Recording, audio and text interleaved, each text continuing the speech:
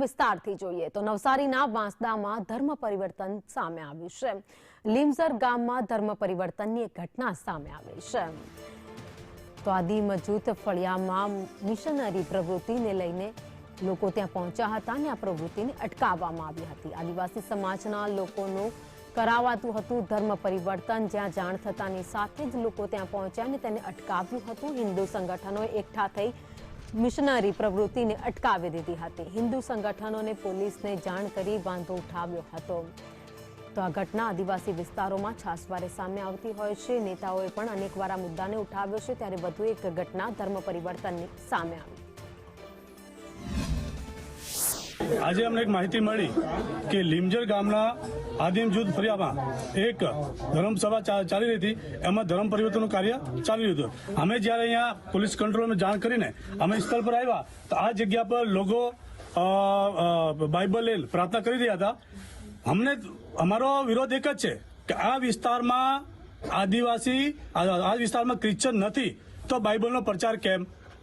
બીજું કે જે અહીંયા પાસ્ટર છે, જે ભાઈ ચલાવતા છે, એમના આધાર કાર્ડ અમે ચેક કર્યા તો એમાં આદિવાસી હિન્દુ લખેલું છે। તો તમને તમારો ધર્મ મુબારક, અમને કોઈ વાંધો નથી, તમે તમારા ધર્મની પૂજા કરો, અમને વિરોધ નથી કરતા, લેકિન તમે તમારા આધાર કાર્ડમાં ખ્રિસ્તી લખાવો। તમે કહો કે અમે ગર્વથી કે અમે ક્રિશ્ચન છે, અમે વિરોધ નથી કરતા। આ જે પાસ્ટર ક્યાં ગયા ભાઈ? આ ઘર છે, એને પોલીસને કંટ્રોલ જાણ કરવા છતાં આ લોકો સભા હજુ કરતા છે, સભા રોકતા નથી। તો આદિવાસી વિસ્તારમાંથી સામે આવેલી આ ઘટના છે, જ્યાં નાતાલનો તહેવાર નજીક છે, ત્યાં વાંસદામાં ધર્મ પરિવર્તન કરાવવા માટે કેટલાક લોકો પહોંચ્યા હતા। જો કે હિન્દુ સંગઠનોને જાણ થઈ અને તાત્કાલિક તેઓ ત્યાં પહોંચ્યા। તો હિન્દુ સંગઠનના અગ્રણી છે મહેન્દ્ર રાજપુરોહિત અમારી સાથે જોડાયા છે।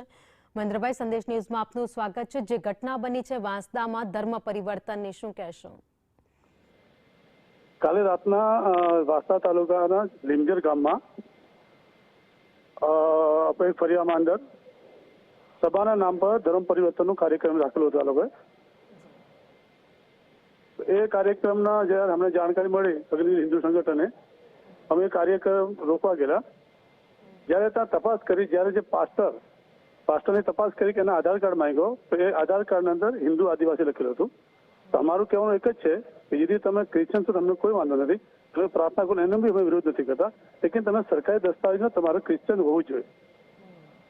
પછી અમે જ્યારે જેટલા બી આદિવાસી લોકો બધાના હાથમાં બાઇબલ આપેલી, બાઇબલ આપીને એ લોકો પ્રાર્થના કરતા હતા અને બધાના હાથમાં બાઇબલ જેને બી હતો એ બધા સરકારી દસ્તાવેજમાં બધા આદિવાસી હિન્દુ જ હતા।